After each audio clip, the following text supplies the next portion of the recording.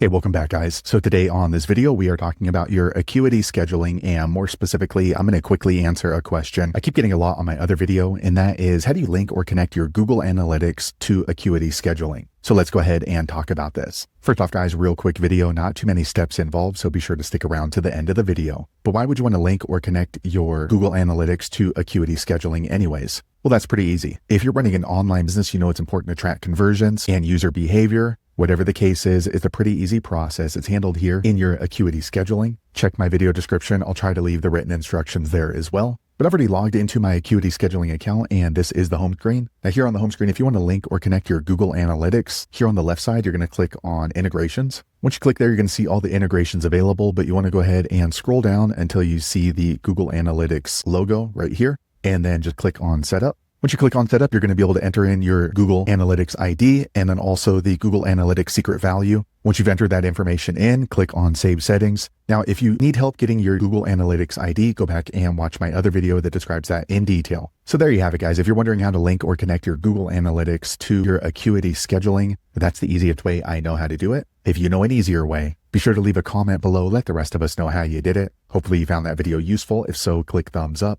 or maybe consider subscribing to my channel, and I hope to see you on the next video. Thanks again for watching.